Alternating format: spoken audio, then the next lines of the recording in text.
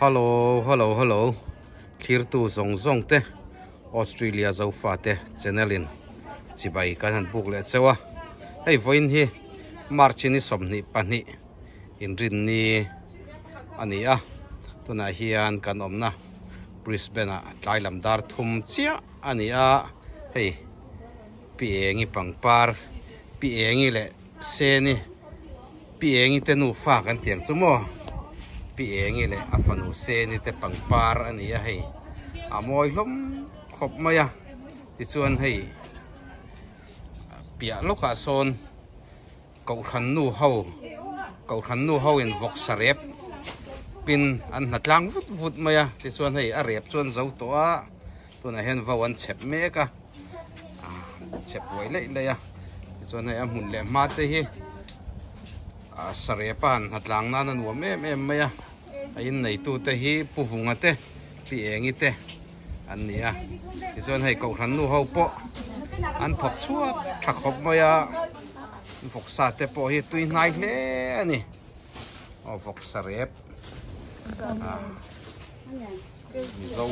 kan nia khoya po mi la mizo foka tui chi hi chu kan chom zer maya hian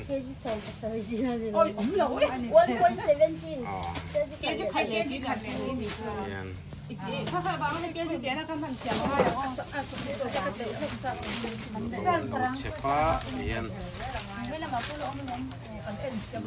lang với là hian an thok suak that le ani kan nu rang ani a hi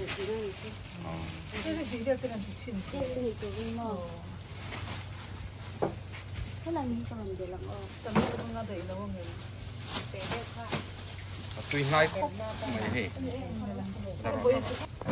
ei che khati ke ji ni ani a tui hai khop mai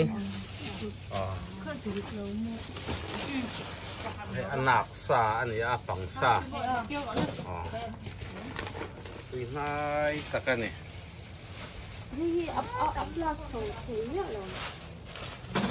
เจ๊ขัดเลยจ้ำ bê là bằng paran chi nga môi khóc mày hay anh par nghe anh phụ cả cái lỗ á mà rồi sửa môi lé anh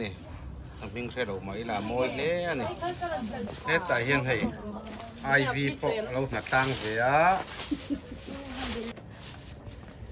anh đi xe này anh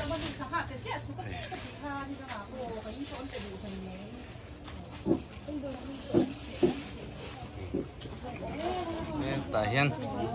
thế là mà hiện thì đâu xíu sar mày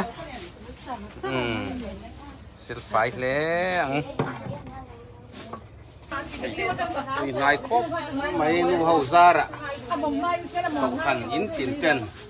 học sarep tuy nai tặng mấy đây lẽ đo này thì đừng pui tàu thu tuộc nút mày ạ nè pumarin na po hi sarep chao ani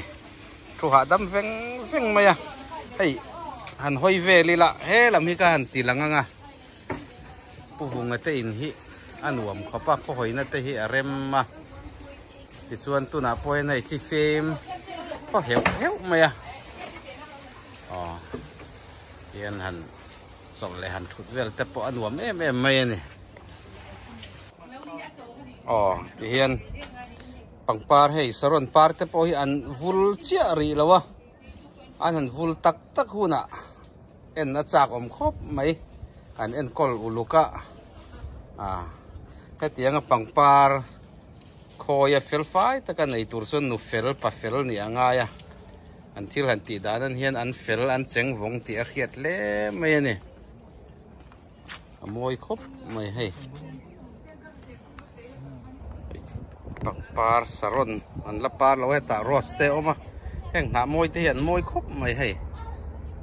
sin seng maya hela hian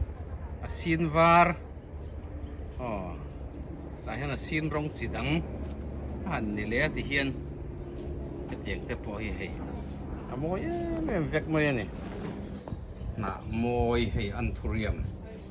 nà môi khóc mấy hay hiền nhỉ thì cái veranda nhỉ pon to sum hun a lei ka pui mình khóc mấy sum hun anh lei ka pui anh pon to anh tôi nhang ai xuất cần man pon ta vek mày à anh tiang point xoay la thì cái veranda po tí la dik thao pon to po tí la dik thao sum hun po tí la dik ka lei ka pui te po han tí la dik thao